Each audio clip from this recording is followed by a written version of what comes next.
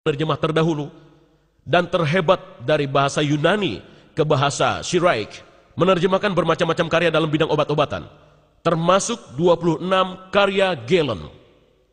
Hal ini membuat mereka tersedia di kerajaan Khosrow I di Persia dan bagi suku Ghassan yang mempunyai pengaruh membentang sampai pinggiran Madinah.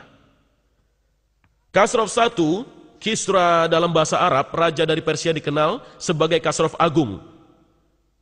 Pasukannya menaklukkan daerah sampai sejauh Yaman dan dia juga menyukai belajar dan ia mulai mendirikan sekolah. Sekolah Jundi Shapur berdiri selama kepemimpinan panjang pertama Khosrow selama 48 tahun, menjadi pusat intelektual terbesar di zamannya. Dalam naungannya terjadi pertukaran besar antara pemikiran dan pengalaman Yunani, Yahudi, Nestorian, Persia, Hindu, dan ajaran ini sebagian besar dalam bahasa Syiraik, dari terjemahan Syiraik dari teks Yunani. Metode Aristoteles, Hippocrates, dan Galen ini sudah ada ketika sekolah kedokteran Jundi Shapur beroperasi selama masa pemerintahannya. Tahap selanjutnya penakluk Arab memaksa kaum Nostor untuk menerjemahkan teks Syiraik mereka tentang obat-obatan Yunani ke dalam bahasa Arab itu sendiri. Terjemahan dari Syiraik ke bahasa Arab sangatlah mudah, karena kedua bahasa tersebut mempunyai tata bahasa yang sama. Dengan mempertimbangkan situasi medis selama masa hidup Muhammad, kita tahu ada ahli kedokteran yang hidup di Arab selama masa tersebut, yaitu Harith bin Khaladia adalah dokter terpelajar terbaik yang ahli dalam seni penyembuhan. Dia lahir sekitar pertengahan abad ke-6 di Taif dari suku Bani Sakif. Dia menempuh perjalanan melalui Yaman dan kemudian Persia, tempat ia memperoleh pendidikannya dalam ilmu kedokteran di sekolah kedokteran besar Jundi Shapur, sehingga sangat mengenal ajaran kedokteran Aristoteles, Hippocrates, dan juga Galen. Setelah menyelesaikan studinya, dia praktek sebagai seorang dokter di Persia, dan selama masa ini dia dipanggil ke hadapan Raja Khosrow. Dengan beliaulah ia berbicara panjang lebar. Dia kembali ke Arab pada awal Islam dan juga bermukim di Taif.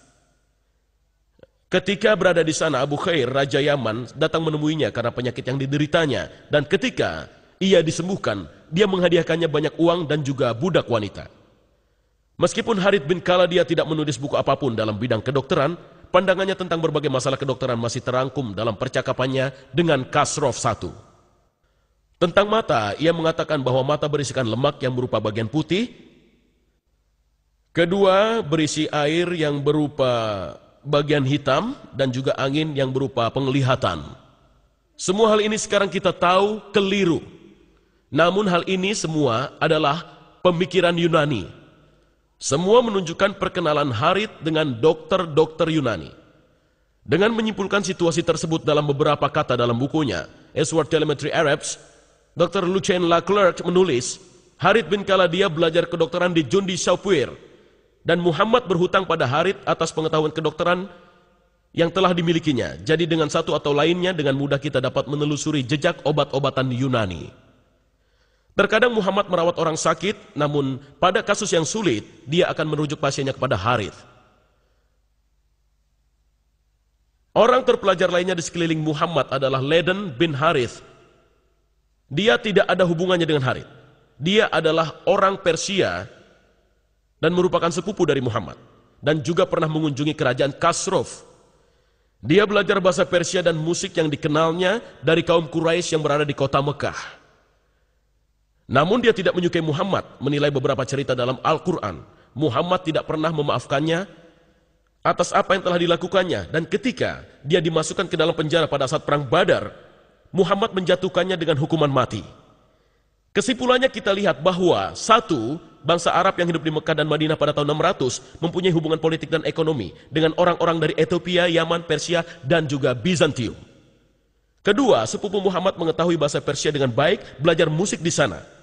Ketiga, suku Ghassin yang memerintah gurun Syria sampai ke gerbang Madinah menggunakan bahasa Syiraik, salah satu bahasa utama yang digunakan untuk mengajar kedokteran, dan Jundi Shapur adalah sekolah utamanya. Seorang raja Yaman yang sakit datang ke Taif untuk berkonsultasi ke Dr. Harith bin Khaladia yang telah dilatih dengan baik di Jundi Shapur, sekolah kedokteran terbaik di dunia, dan merupakan tempat Muhammad mengirimkan pasiennya. 5. Selama masa hidup Muhammad, sebuah sekolah kedokteran baru didirikan di Alexandria menggunakan 16 buku Galen sebagai bacaan mereka. Sumber ini menunjukkan bahwa ada kesempatan yang luas bagi Muhammad dan orang-orang di sekelilingnya untuk mendengar teori embriologi Aristoteles, Hippocrates, dan Galen ketika mereka datang untuk mendapatkan pengobatan dari Harith bin Kaladia dan dokter lokal lainnya.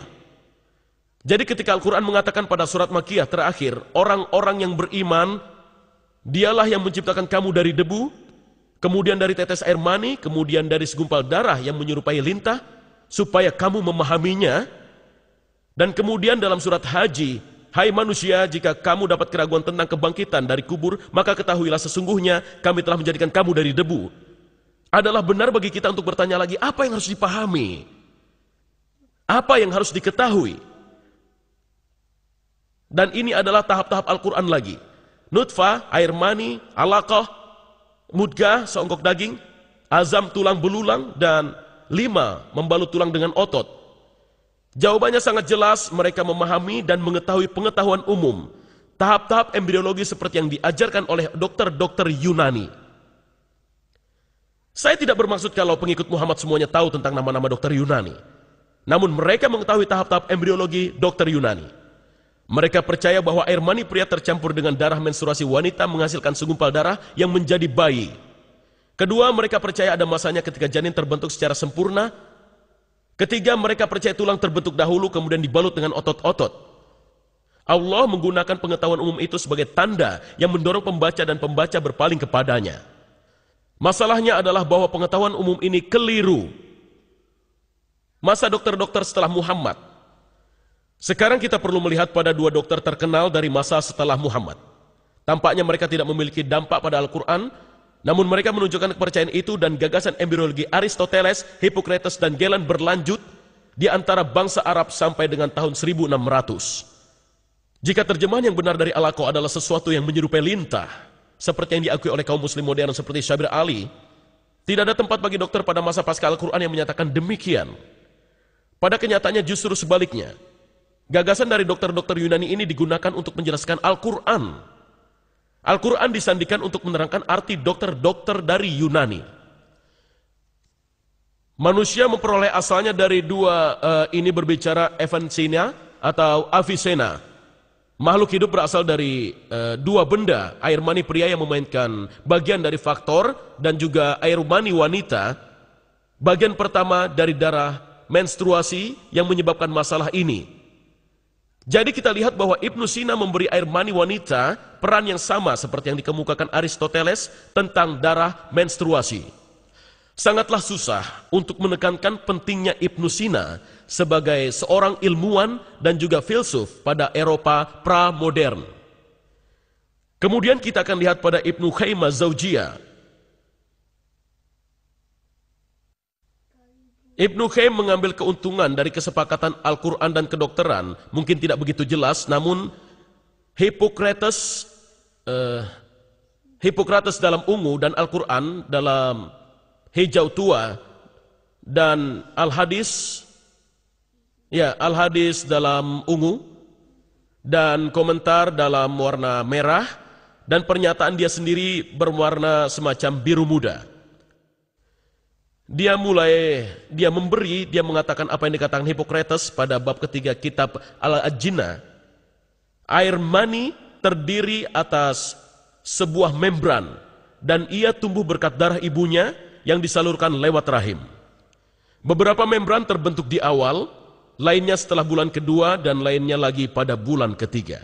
Dan phrase ini tentang darah yang diturunkan ke rahim. Kita telah melihatnya ketika kita melihat slide Hippocrates. Itulah mengapa Tuhan berfirman, di sini di Al-Quran disebutkan, Dia menciptakan kamu dari dalam rahim ibunya, dari bentuk satu ke bentuk lain dalam 3 kegelapan. Itu adalah Al-Quran 39 ayat 6.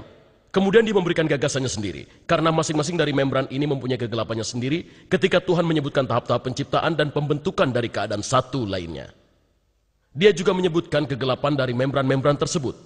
Kebanyakan komentator menjelaskan, dan ini adalah komentar dari para komentator, adalah kegelapan pusat dan kegelapan rahim dan kegelapan plasenta. Pada contoh kedua, kita baca, Hippocrates mengatakan, mulut terbuka secara spontan dan hidung dan telinga terbentuk dari daging. Telinga terbuka dan mata terisi dengan cairan yang sangat jernih. Sang Nabi biasa mengatakan, aku menyembahnya yang menciptakan wajahku dan membentuknya, membuka pendengaranku dan penglihatanku, dan seterusnya. Di sini kita lihat